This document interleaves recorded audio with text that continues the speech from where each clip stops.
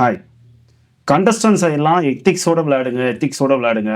இது இந்த ஷோ வந்து குழந்தைகள் பார்க்குறாங்க, பெரியவங்க பார்க்குறாங்க அப்படின்னு சொல்லிட்டு கருத்து சொல்லக்கூடிய பிக் பாஸ் ஷோவில் ஒரு டாஸ்க் அப்படிங்கிற பேரில் கேவலமான ஒரு விஷயத்தை வந்து ஃபிகர் பண்ணியிருக்காங்க. பாய்ஸ் வர்சஸ் கேர்ள்ஸ் இந்த டீமை ஒன்னாக்கி ஒரே பிக் பாஸ் வீடு இனிமேல் எல்லாரும் இண்டிவிஜுவல் கேம் ஆடுங்க அப்படின்னு சொன்ன அடுத்த நாளே நீயும் பொம்மை நானும் பொம்மைன்னு சொல்லிட்டு எல்லா சீசன்லேயும் வரக்கூடிய அதே டாஸ்க் தான். பொம்மையை எடுத்துட்டு கொண்டு வைக்கணும். எந்த பொம்மை கடைசியாக போகுதோ அந்த பொம்மை வந்து ஹெல்மெட் ஆகும். அந்த பொம்மையில் ஒரு பேர் இருக்கும். அந்த பேர் இருக்க ஆள் வந்து அந்த கேம் விட்டு வெளியில போவாங்க. இதுதான் டாஸ்க். இந்த டாஸ்க்ல கடைசியா ஒரு 3 பேர் பொம்மையை வச்சுக்கிட்டு நான் உள்ள போக மாட்டேன் அப்படின்னு சொல்லிட்டு நிக்கிறாங்க. It's their game. அந்த கேம்ல பாத்தீங்கன்னா மஞ்சரி, ஜாக்லின், ஹன்சிதா இவங்க 3 பேருமே பொம்மையை வச்சுக்கிட்டு நான் உள்ள கொண்டு போய் வைக்க மாட்டேன் அப்படின்னு சொல்றாங்க. அந்த பொம்மை யாரோட பொம்மை, அந்த ஒரு பொம்மைக்கு பின்னாடி அவங்களுக்கு ஒரு கதைகள் இருக்குது, ஒரு காரணங்கள் இருக்குது. இதையெல்லாம் தாண்டி இந்த 3 பேரும் இந்த பொம்மையை வச்சுக்கிட்டு ஹோல்ட் பண்ணிட்டு நிக்கிறாங்க, உள்ள போக மாட்டாங்க. அப்படின்னா போன சீசன்ல எல்லாம் என்ன பண்ணுவாங்க அப்படின்னா உங்களுக்குள்ள பேசுங்க, உங்களுக்குள்ள பேசி எதிரில் இருக்க ஒருத்தரை வந்து கொண்டு போய் வைக்க சொல்லுங்க. அந்த மாதிரி பேசி கன்வின்ஸ் பண்றது தான் இந்த கேம் அப்படின்னு சொல்லிட்டு இது வரைக்கும் இருந்த 7 சீசன்லையும் நடந்துட்டு இருந்துச்சு. இதுல அவங்க பேசுற விஷயங்கள் வந்து சரியா தப்பா அப்படின்னு சொல்லிட்டு மக்களுக்கு சில ஒப்பீனியன்ஸ் வரும். இதெல்லாம் கொஞ்சம் சுவாரஸ்யமா போயிட்டு இருந்துச்சு. பட் இன்னைக்கு இந்த கேம்ல என்ன நடந்திருக்கு அப்படின்னா 3 பேரையும் பிக் பாஸ் பேச சொல்லல. இவங்க 3 பேரும் பொம்மையை வைக்கிற வரைக்கும் உங்களுக்கு சாப்பாடு கிடையாது, தண்ணி கிடையாது, வீட்டுக்குள்ள போகக்கூடாது, பாத்ரூம் போகக்கூடாது, வேற யாரும் இவங்களுக்கு இதுக்கெல்லாம் ஹெல்ப் பண்ணக்கூடாது. என்ன இது புரியல. ஒரு மனுஷனுடைய அடிப்படை தேவை என்னதான் கேம் ஷோ இருக்கட்டும், என்னதான் அவங்க உங்ககிட்ட கான்ட்ராக்ட் சைன் பண்ணிருக்கட்டும், என்னதான் உங்ககிட்ட அவங்க காசு வாங்கி இருக்கட்டும், அதுக்காக காசுக்காக எதையெல்லாம் அடமானம் வைக்கிறதுன்னு ஒரு விவஸ்தை இல்லையா? பாத்ரூம் போகக்கூடாதுன்னு சொல்றீங்க. இருக்கிற 3 பேருமே பெண்கள். சாப்பிட வேணாம்னு சொன்னீங்க. சரி, சாப்பாடு கூட ஒரு வேளை சாப்பாட்டை ஸ்கிப் பண்ணிட்டு இருந்துடலான்னு வைங்களேன். தண்ணி கூட குடிக்க கூடாது அப்படின்னு சொல்றீங்க. நீங்களாம் மனுஷங்களா, காட்டு மிராண்டிங்களா? என்ன மாதிரி எண்ணத்துல இந்த மாதிரி ஒரு கேமை நீங்க வைக்கிறீங்க? மத்த எல்லா கண்டஸ்டன்ஸும் அன்றாட வேலையை பார்க்கலாம் சொல்லிட்டீங்க. இங்க 3 பேர் இருக்கிறாங்க. லிட்ரலா 3 பேருக்குமே வந்து வாஷ்ரூம் போகணும். மஞ்சரி ஒரு கட்டத்துக்கு மேல வாஷ்ரூம் போயே ஆகணும்னு சொல்லிட்டு போய் பேசி கன்வின்ஸ் பண்ண பாக்குறாங்க. முடியலைங்கிறப்ப வந்து கிவ் அப் பண்ணிட்டு பொம்மை வச்சுட்டு உள்ள போயிடுறாங்க. அந்த ஹன்சிதா உட்கார்ந்த இடத்துலயே போயிடுச்சுங்க. அதை வேற நீங்க டெலிகாஸ்ட் வேற பண்ணி காட்டுறீங்க.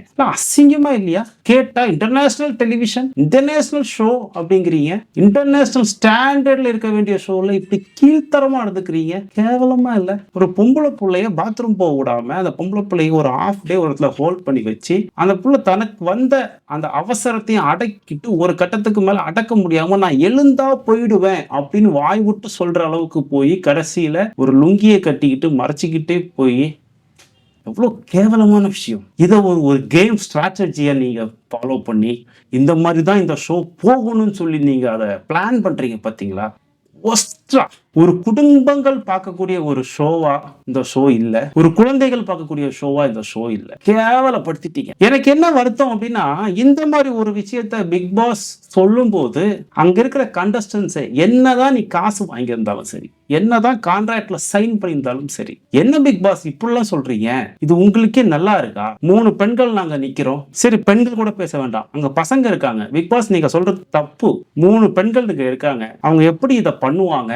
நீங்க அதை கொஞ்சம் யோசிச்சு பாருங்க. அவங்களுடைய வீக்னஸ்ல கொண்டு போய், அதுவும் பர்சனல் வீக்னஸ்ல கொண்டு போய் இந்த மாதிரி ஒரு விஷயத்தை வச்சு இந்த கேமை பிளே பண்ணணும்னு நினைக்கிறது ரொம்ப கேவலமான விஷயம் பிக் பாஸ் அப்படின்னு சொல்லி அங்க இருக்க யாருமே வாய் திறக்கலையே. ஏன் கான்ட்ராக்ட்ல சைன் பண்ணிட்டா, காசு வாங்கிட்டா என்ன வேணாலும் பண்ணிடலாமா?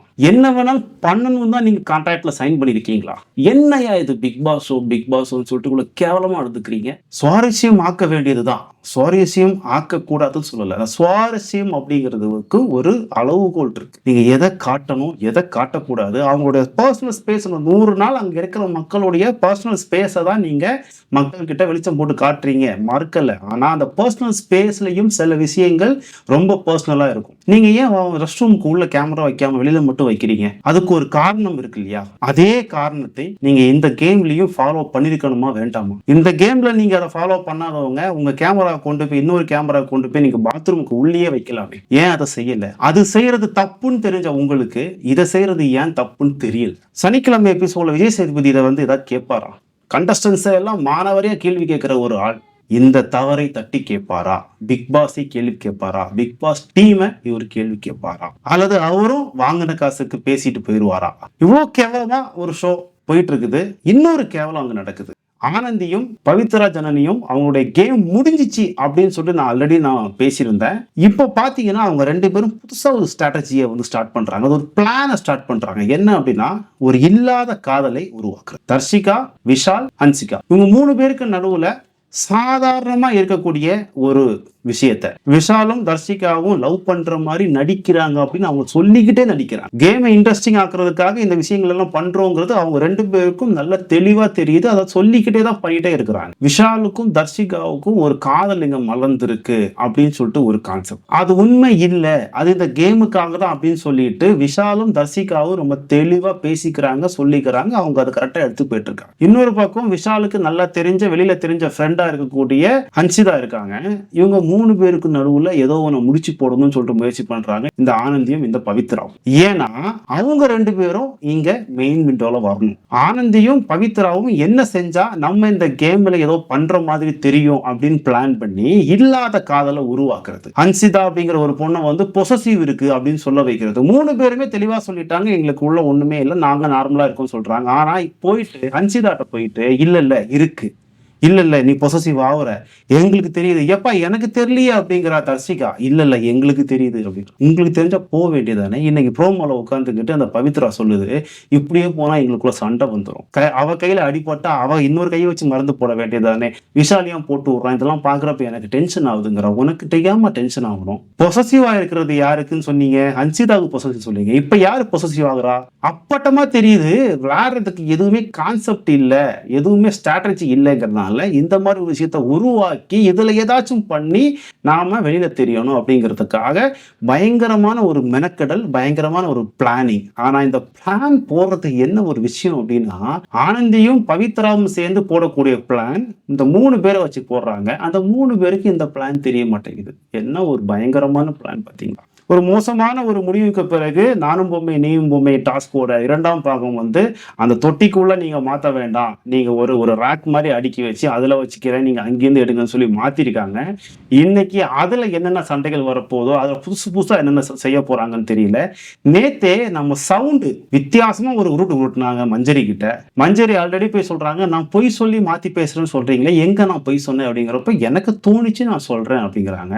மறுபடியும் டாஸ்க சரியா புரிஞ்சுக்கிறாம, அதுல இருக்கக்கூடிய ரூல்ஸை சரியா புரிஞ்சுக்கிறாம அவங்களா ஒன்று நினைச்சுக்கிட்டு மஞ்சள் கிட்ட சண்டைக்கு போறாங்க. நான் ஒண்ணு கேட்கிறேன், இப்போ எனக்கு சவுண்டை பத்தி ஒரு விஷயம் தோணுது, அது உண்மையோ பொய்யோ சொல்லிட்டு நான் எந்த ஆராய்ச்சியிலையும் ஈடுபடாம டைரக்டா அந்த சவுண்டை பத்தி நான் வந்து தெளிவா வெளியில சொல்லிட்டேன்னு வைங்களேன், அது தவறான ஒரு விஷயமா இருக்குதுன்னு வைங்களேன், அது சரியா? நான் பண்ணது சரியா? அப்போ உண்மையா பொய்யான்னு தெரியாம எனக்கு ஒன்று தோணுச்சு, அதை நான் சொல்லிட்டேன், அது ஒருவேளை தப்பா இருந்தா ஐ எம் சாரி, என்னை மன்னிச்சிரு அப்படின்னு ஒரு வார்த்தை சொல்றதுக்கு எவ்வளோ ஒரு ஈகோ உனக்கு? அவ்வளோ நேரம் உட்கார்ந்து கேட்குறாங்க மஞ்சரி, நான் எங்க போய் சொன்னேன், என் தவற பின் பண்ணி காட்டு, இந்த இடத்துல நான் தவறு செஞ்சேன்னு காட்டு, நான் திருத்திக்கிறேன் அப்படின்னு சொல்றாங்க. அதெல்லாம் எனக்கு தெரியாது, ஆனா எனக்கு தோணுச்சு அப்படின்னா உன்னை பத்தி ஊர்ல நிறைய பேருக்கு நிறைய விதமா தோணுது, எல்லாரும் அப்படி இப்படி பேசிடலாமா? நம்ம நேற்று வீடியோல சொன்ன மாதிரியே பிக் பாஸ் சீசன் 8ல இப்பதாங்க பிக் பாஸ் கேமே ஸ்டார்ட் ஆயிருக்கு. ஆனா ஒரு வருத்தம் என்னன்னா, பிக் பாஸே ஒரு மாதிரி டர்ட்டி கேம் ஆடிட்டாரே அப்படிங்கிறது ஒரு மிகப்பெரிய வருத்தமா இருக்கு. பிக் பாஸ் இதை சரி பண்ணுவார்னு நினைக்கிறேன். விஜய் சேதுபதி இதை அட்ரஸ் பண்ணுவார் அப்படின்னு சொல்லிட்டு நான் தினமா நம்புறேன். ஒருவேளை அப்படி அட்ரஸ் பண்ணலன்னு வைங்களேன், மக்களுக்கு விஜய் சேதுபதி மேல இருக்கிற அந்த மரியாதை அப்படிங்கிறது ஒளிப்படி கீழே இறங்கிடும். அவரும் காசுக்காக மட்டும்தான் இங்க பேசுறார் அப்படிங்கிற மாதிரி ஆயிரும். அவர் இதை அட்ரஸ் பண்ணாம மற்ற விஷயங்களை பத்தி பேசினார் அப்படின்னா, இந்த கண்டஸ்டன்ஸ் பண்ணக்கூடிய அந்த தவறுகளை தட்டி கேட்கக்கூடிய அந்த உரிமை விஜய் சேதுபதிக்கு இருக்கவே இருக்காது அப்படிங்கிறது என்னோட பார்வை. அவர் அதை கேட்கவும் கூடாது. ஏன்னா கேட்டா 2 பேரையும் கேட்கணும். தவறு செஞ்ச 2 பேரையுமே சரியா சமமா அதை ட்ரீட் பண்ணணும் இல்லையா? ஸோ பார்க்கலாம், அவர் 2 பேரையுமே சமமா ட்ரீட் பண்ணுவாரா, எல்லா இடத்துலையும் அவருடைய கருத்தை வந்து சரியா எடுத்து வைப்பாரா, இல்லை வாங்கின காசுக்கு மட்டும்தான் ஒரு வேலை செய்யறாரா அப்படிங்கிறது இன்னைக்கு சனிக்கிழமை எபிசோட் நமக்கு தெரிஞ்சிடும். அடுத்தடுத்த எபிசோட்லாம் என்னென்ன பிரச்சனைகள் நடக்குது, எப்படி போகுது அப்படிங்கிறத தொடர்ந்து பார்ப்போம். நாளைக்கு இன்னொரு வீடியோ சந்திக்கலாம். நன்றி.